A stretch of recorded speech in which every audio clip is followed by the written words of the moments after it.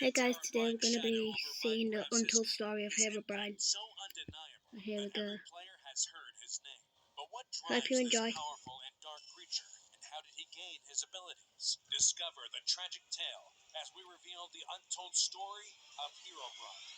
A full moon rose high overhead as three figures suddenly appeared in a plane. Steve, Alex, and Brian were startled, struggling to remember where they'd just come from, but they had no time to process their transportation to this strange world. We have to get out of here, now!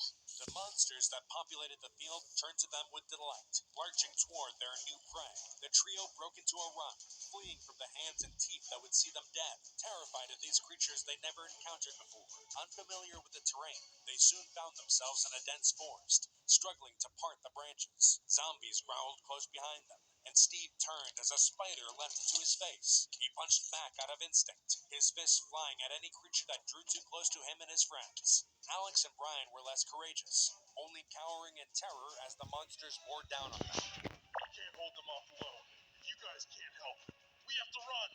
How? This forest is too thick to walk through! Brian wordlessly scrambled up through the branches of the nearest tree, attempting to gain some high ground and flee from the horde. His companions soon followed, and together they leapt from treetop to treetop until their bodies could carry them no further. Each of them were still disoriented from their sudden appearance in this world, and they As you can see, guys, their pursuers this is where the closer, journey begins of to the Herobrine. treetops to follow their prey. Steve, Alex, and Brian huddled together, hurriedly whispering words commemorating their friendship as they accepted their fates. Suddenly, the sun broke out over the horizon, and the monsters that were now within arm's reach halted their pursuit. The group watched in confusion as the zombies caught fire, dying on the treetops, or attempting to scramble into the shade below. The spider's eyes grew glassy, forgetting the bloodlust they'd felt in the darkness of night. Relief flooded their veins as each member of the group watched the sunrise, grateful to still be alive. This world seems dangerous. We don't belong here, do we? They wondered how they were brought here, still unsure of where they'd been before. After a moment of silence, they cautiously rose to their feet and continued their trek over the treetops in search of answers.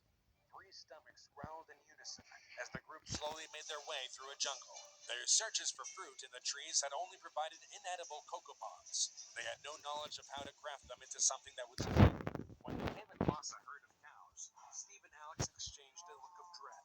Brian, however, eagerly fell upon the nearest cow, ignoring its cries of pain as he butchered it with his bare hands. He hungrily devoured the raw meat it dropped. Oh, God! At least cook it first, Brian! Do you see a stove anywhere around? This is obviously a game of survival. Either you have what it takes, or you don't. Consumed by guilt, Steve and Alex apologized to the cows they were forced to kill for food. They tried to eat the meat that was dropped, but couldn't bring themselves to eat it raw. They continued walking sluggishly until the trees parted to reveal a village. The sight of civilization filled them all with hope, and they made their way towards it as quickly as they could manage. Brian entered first, and his face twisted with disgust as he laid eyes on the villagers. Alex and Steve took no notice of their long heads and big noses. They only begged for help from these strange humanoid creatures. The villagers took pity on the newcomers, sensing that they were different from the other humans that had evolved in their world. After feeding their guests, the villagers agreed to answer any questions the group had for them. Long into the night, they discussed the history of this world, how villagers and humans had evolved, how their ancestors crossed their arms in a vow of pacifism, and how each of the monsters that plagued the world came to exist. The trio listened closely until it was nearly dawn. Steve and Alex were too enthralled to feel tired, but Brian was unimpressed and lumbered off to bed. You mentioned that the native humans can craft and build. Can you teach us? Most villagers at the time had a rudimentary understanding of crafting and building, and despite being unable to do it themselves, their pacifist ways did not forbid them from teaching it to others. With the guidance of the villagers, Steve and Alex discovered that they could harvest materials from the world and craft them into a seemingly endless list of tools and blocks. Their sense of wonder grew more each day, and the villagers assured them that the humans could teach them even more. Brian couldn't understand his friend's fondness for these ugly humanoids and their inconsequential knowledge of this world. All he could think about was leaving the village and finding a way back to where they belonged. But Steve and Alex had lost interest in their former lives. If we can't even remember our old lives, then we probably weren't very attached to them. Why not start something new here? Aren't you fascinated with this world, Brian? He was not, and he only grew increasingly disenchanted with it as his friends felt more at home. Steve and Alex quickly mastered everything the villagers Follow for part 2, guys.